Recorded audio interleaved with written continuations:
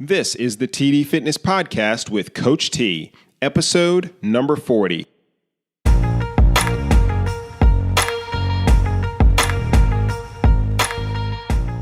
Welcome to the TD Fitness Podcast, giving you ways to live a healthy lifestyle without giving up the things that make life worth living. And now your host, certified health coach and personal trainer, Coach T.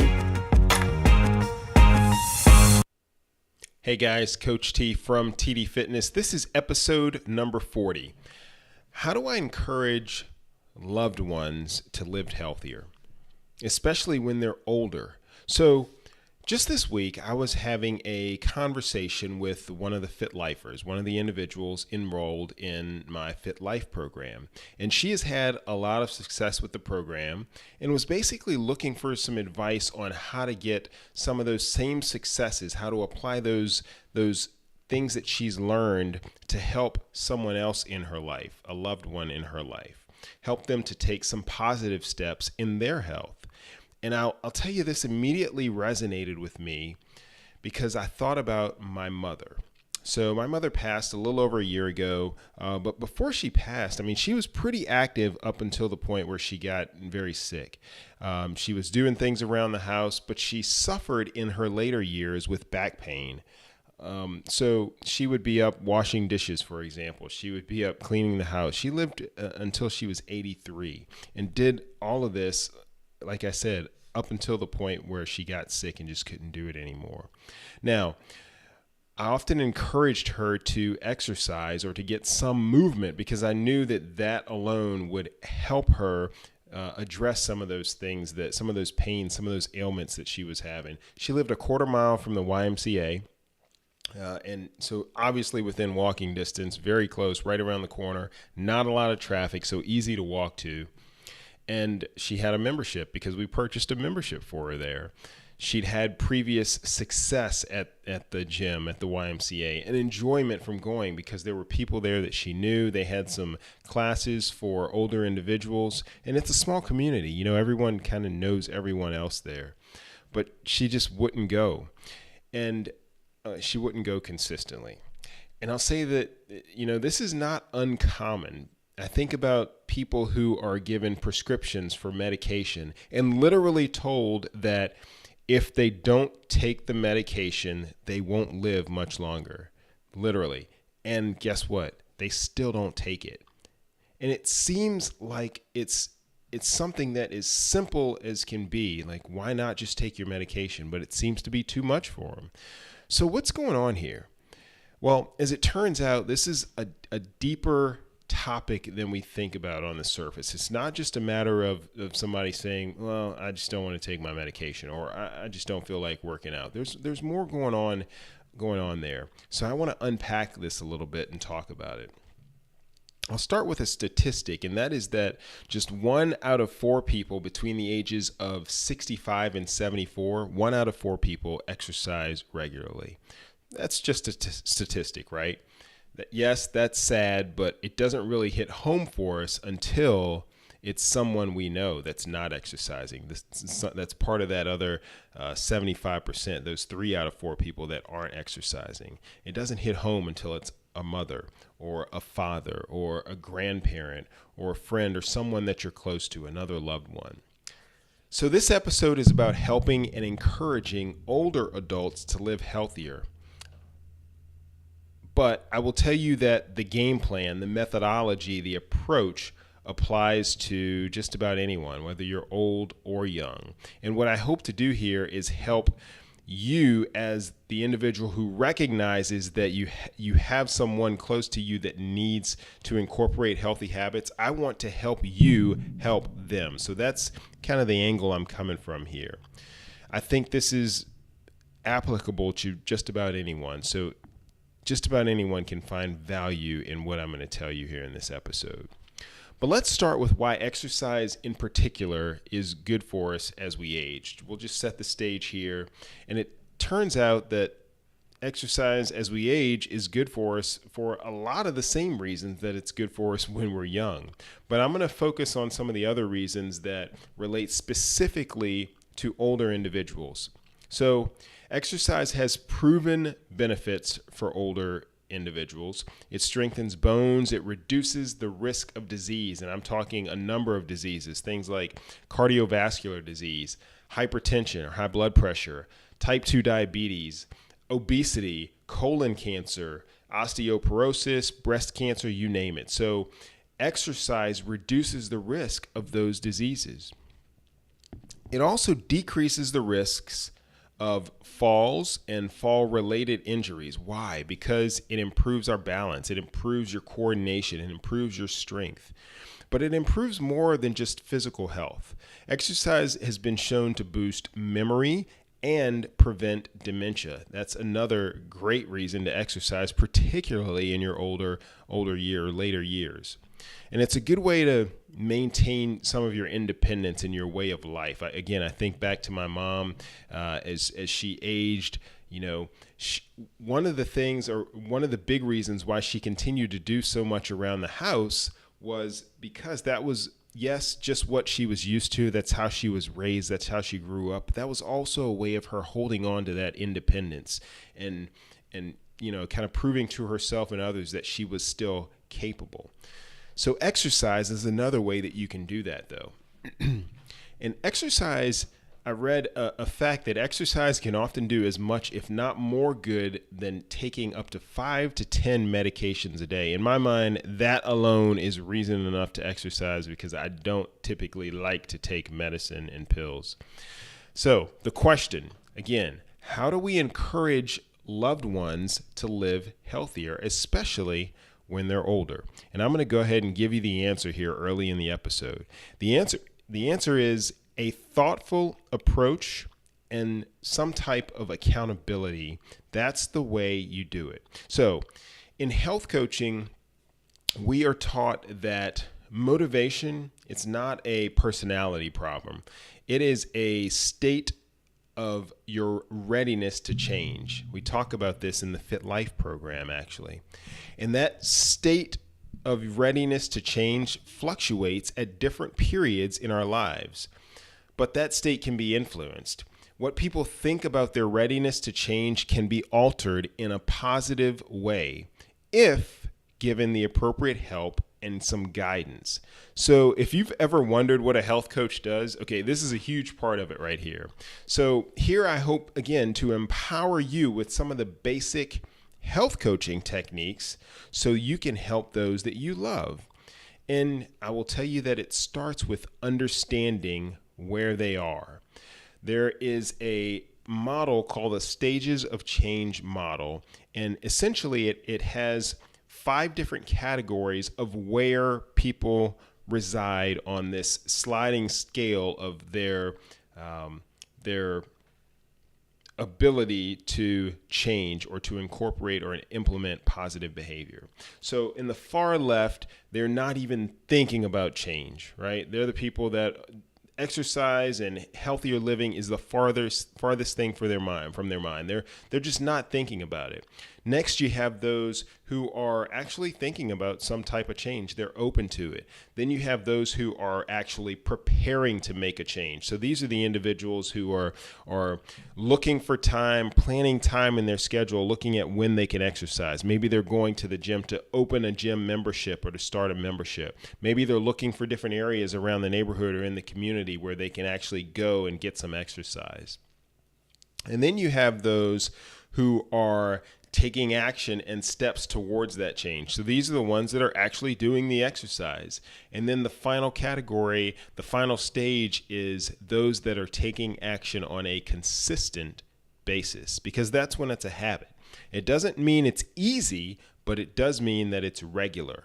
So those that you're close to, those who you are looking to help implement some type of positive, healthy change, they are in one of these frames of mind. Either they're not thinking about it at all, they're thinking about it a little bit, they're preparing for it, they've started to take action, or they're pretty consistent with it.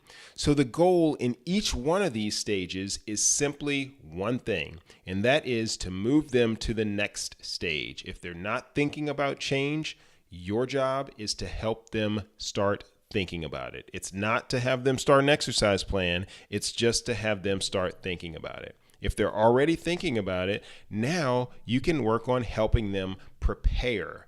And then if they are preparing, you can help them take some action. So don't try to skip steps here. It's important that we move one step at a time, and this does take time. Okay? Now, I'll give you another page out of the health coaching playbook, and that's a technique called motivational interviewing. And motivational interviewing essentially consists of 5 principles.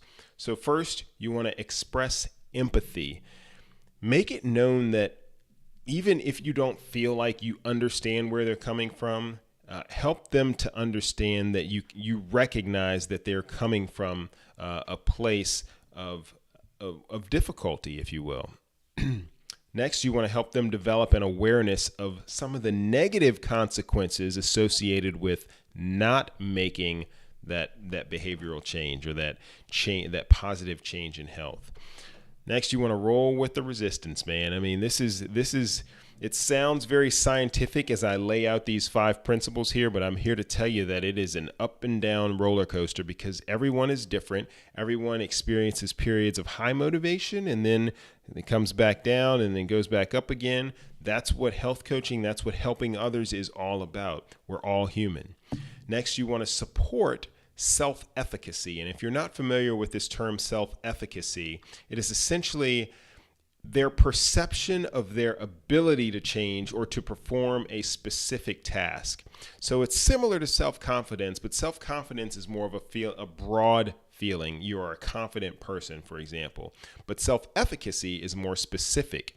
When you have self-efficacy, for example, you may say, I do believe that I can incorporate exercise into my schedule 3 days a week. So you're feeling positive that that is something you can do, that specific thing. And then finally, the 5th principle of motivational interviewing, avoid arguments. Because if you create a barrier between yourself and the person you're trying to help, guess what? You're not going to be able to help them at all. Now, it's important to note that 3 of those 5 principles I just mentioned actually deal with your attitude, the person who is looking to help someone.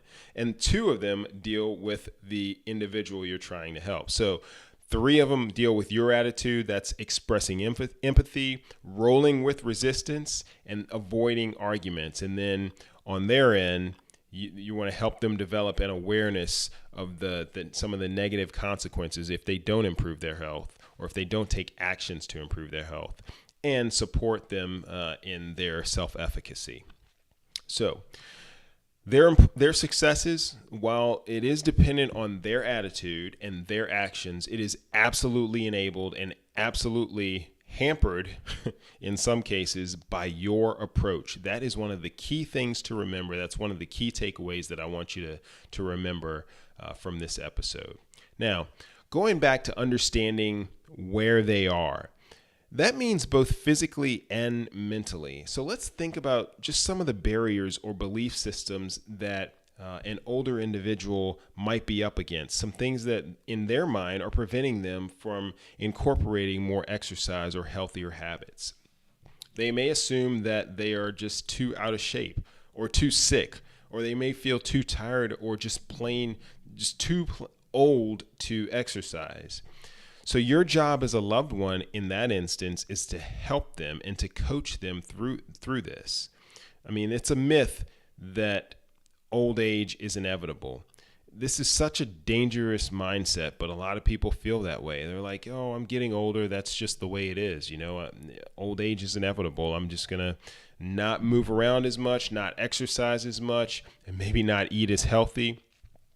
Like I said, that is very dangerous. And it pains me. It really does when people don't feel empowered to make change. That is one of the things that drives me in this personal training and health coaching quest, because I want everyone to feel like there is hope, there is an outlet, there is something that they can do that is in their control to make positive steps. Okay? So the funny thing is, though, that many of the things that we assume when we get older Many of the things that we assume that just come with old age are not due to age at all. A lot of times they're just a result of weakness and loss of balance that stems from, guess what? Inactivity. So if you're more active, you're less apt to be, you're going to be weaker. You're going to lose some balance. Another barrier people have is fear. They may be afraid of falling, fear of falling and getting hurt. And that's legitimate. Okay. I mean, that's a legitimate fear. Exercise, though, actually reduces your chances of falling by improving your strength, improving your balance, and improving your coordination. Sometimes they may feel like they're incapable because they have a condition like arthritis or diabetes or heart disease. But again, exercise can be important here, especially if you have one of these conditions. Of course, I'll caveat that it is absolutely still wise and recommended to check with your doctor if you have any condition like that before you start exercising, okay? Another fear that may come up, if they're already in pain, they may feel that exercise may make that pain worse, like they may be in more pain. And again, that's a valid concern, okay? And note what I'm doing here. When it comes to these fears, the goal isn't to say, don't worry about that. That doesn't even make sense. You want to empathize with them. If you put those fears aside and dismiss them, then you're not going to make a connection with the person you're trying to help. So again, the fear of having more pain, that is, again, a valid concern. And studies have shown, though, that in older populations, this is a fact, those who exercised more actually had less pain and better joint function. So when you help your loved ones kind of work through some of these fears and some of these barriers, you don't want to counter with emotion. You want to counter with education. Help them understand that some of the things that they believe are not necessarily true. And in fact, exercise, for example, in this case, can help with those things, not make matters worse. Now, I will tell you, I'm not elderly yet, but I can attest to the fact that when I increased my activity to train for triathlon, for example, my knee pain subsided. I've talked about that in previous episodes. So that's another example. A lot of people think exercise has to be expensive. Well, it doesn't. In fact, exercise can be free. Walking is free. There are things that you can do around the house that don't involve a lot of equipment or anything like that. You can simply lift things that provide resistance, okay? Also, help them to understand that they are not too weak. Simply start with more than what they're doing right now. Again, this is another principle that I talk about a lot here at TD Fitness, and that is that wherever you are right now is exactly where you're supposed to be, and where you need to go is enabled through a simple step, and that's just improving on where you are right now. It's that simple, okay? So don't try to complicate things. It's never too late to start and still reap the benefits of exercise and healthy behavior. So your job, your goal is to kind of help them work through some of these barriers that I've mentioned. So getting loved ones to live healthier. How do you encourage others, specifically those you love, to live healthier? I'm going to unpack this a little bit. The first thing we talked about was empathizing and actively listening. One of the things that most of us are very bad at doing is listening. Okay, I am certainly guilty of this. But a funny thing happens when, say, you go to help someone who you're encouraging to exercise, and you're encouraging them to implement some healthy behaviors, some healthy habits. If you listen to what they're saying, number one, you'll probably pick up on some things that you just hadn't thought of before because you simply weren't listening to them. And number two, you start to open more dialogue and create a deeper connection with the person. And the deeper that connection is, the greater chance there is of you being able to help them. Okay? So you want to empathize with them, actively listen. Knowing their personality type helps. And typically this isn't a problem for us because it's someone that's very close to us. So we know the things that encourage them, that motivate them, and also the things that do the opposite. So you want to encourage them. Coming from a position of love and caring, okay? So you want to address the barriers, don't ignore them, and don't fight them. Address them, and again, empathize. Try to focus on the big picture, but again, not in an argumentative way. You and the family and the friends want them to be healthier, to enjoy life together, long life together. Those are the types of things that you want to focus on, the bigger picture. And help them associate some of the simple healthy behaviors and healthy habits that you're trying to encourage them to do. Help them associate those with that big picture, okay? Next, you want to help them develop an awareness of the negative consequences if they don't take action, if they don't make some positive changes.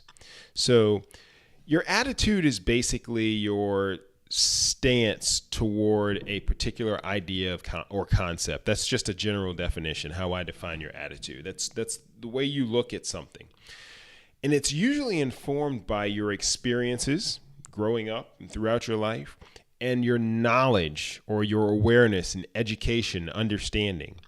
So you want to help them identify their desire to live healthier, feel less pain, move healthier or move better, be active with the grandkids maybe, spend some quality time walking with their spouse, be able to travel. So those desires, you want to help them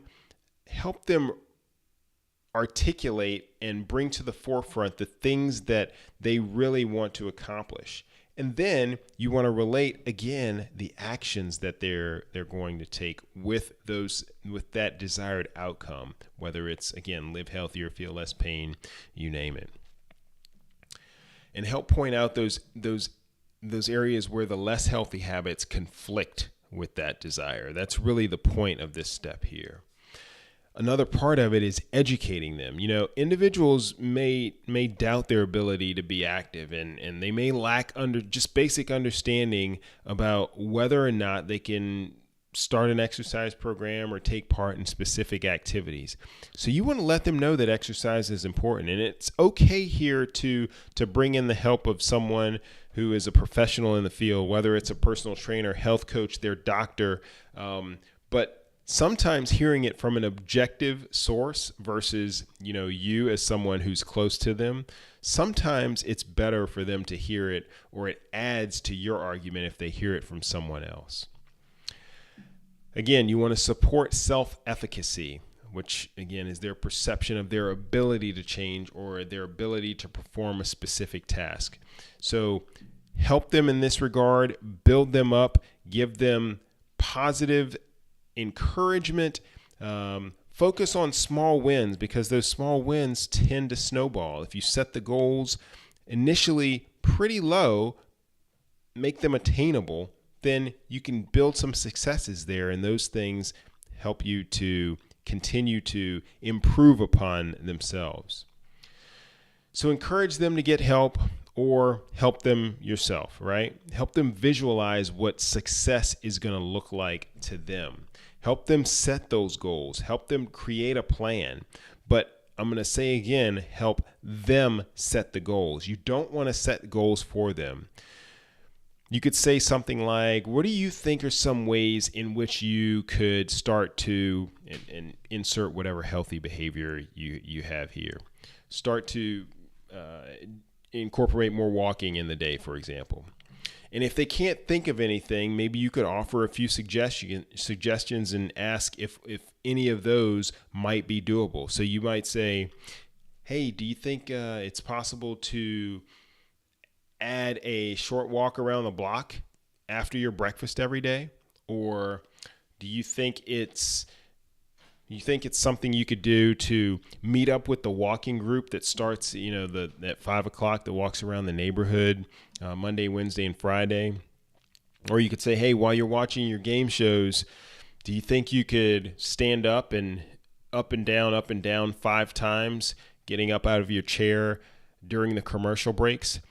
And which of those things do you think would be easiest for you to implement? What's something that you could actually do? Give them the choice of those 3 things, because having the ability to choose is so important when it comes to having the individual incorporate change in their lives. If it's pressed upon us, we don't want to do that. We resist that. But if it's something that we come up with ourselves, or that we have buy-in, then it's more apt to stick.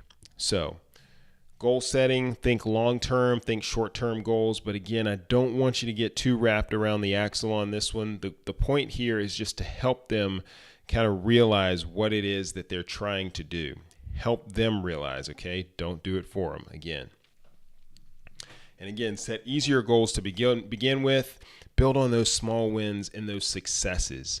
I also try to think about things that they like to do. So it's easier when we're trying to make change. It's easier to add things a lot of times than it is to take things away. So instead of saying, hey, you don't need to be watching that much TV, why don't you say, hey, why don't you think about incorporating a little bit of exercise throughout the day? Guess what? You can't really watch TV while you're exercising, at least not if you're walking outside.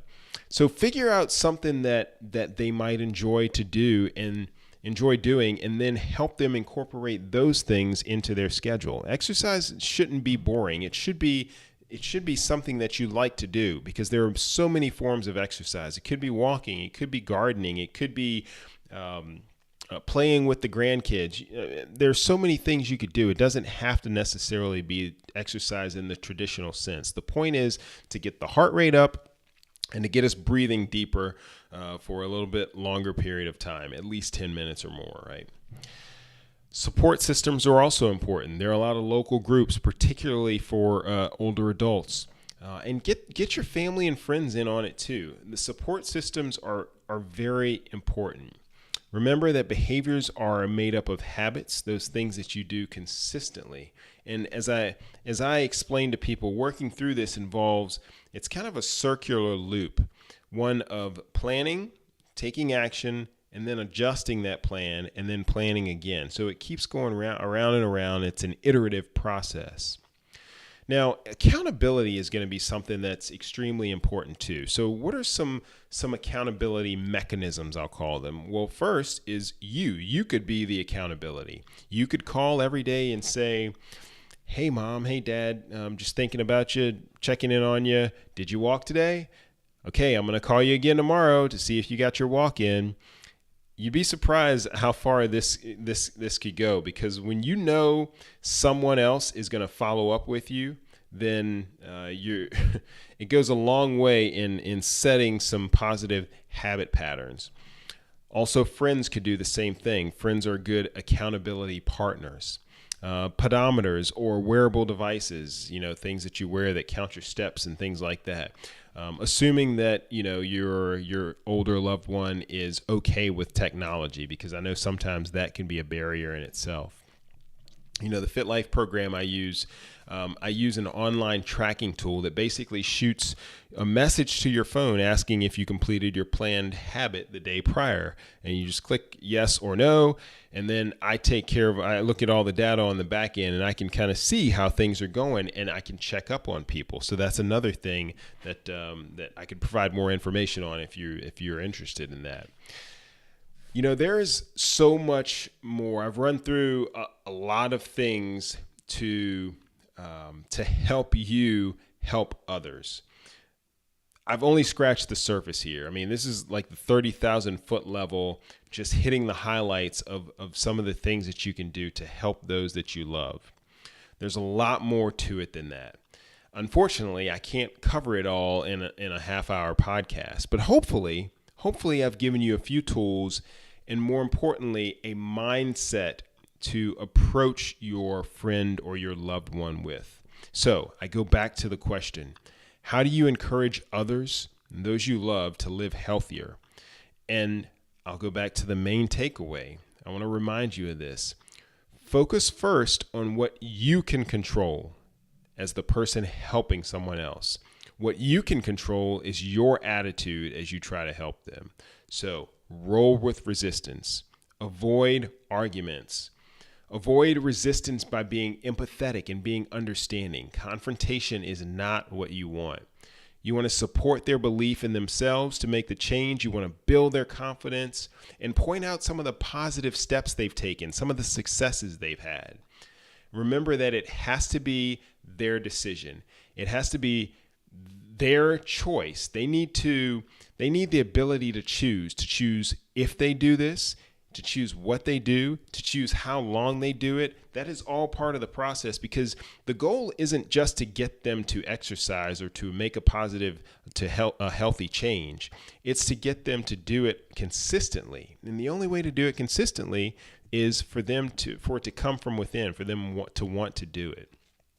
Remember, when you're going from one stage to the next, when we talk about the stage of somebody who's not even thinking about exercising, all the way to the person who's exercising consistently, remember the goal there is simply to move them to the next stage. So if they're not thinking about exercise at all, you want to help them start thinking about exercise. If they're already thinking about exercise, you want to help them start planning for exercise. If they're already planning for exercise, you want to help them start acting on those plans. And if they're acting already, you want to help them stay consistent. Okay? Just move them to the next phase. And again, it can take time, but you have to be patient. You have to be patient, but you have to persist, because this is too important for you not to. That is all I have for you in this episode. The show notes for this one can be found at tdfitness.net/040. There you can listen, you can watch, you can read the transcript. You'll find links to the references that I've made here. I also will point out another reference that I did not mention, but if you go to, and I'll link to this on the show notes page. If you go to goforlife.nia.nih.gov, it's basically an exercise and physical activity campaign from the National Institute on Aging, which is part of the National Institute of Health. And it's designed to help you fit exercise and physical activity into your daily life. And the program is called Go for Life. There's so many free resources there. There's a lot of information there. So that's something that you can do as someone who's trying to help your loved one get healthier and incorporate some of those healthy habits. So check that out.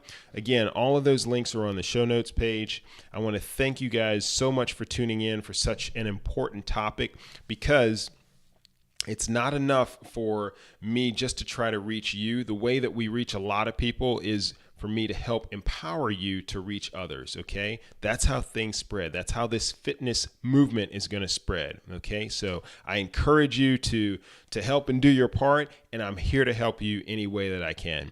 You guys, thanks again. Have a blessed one. Coach T, out.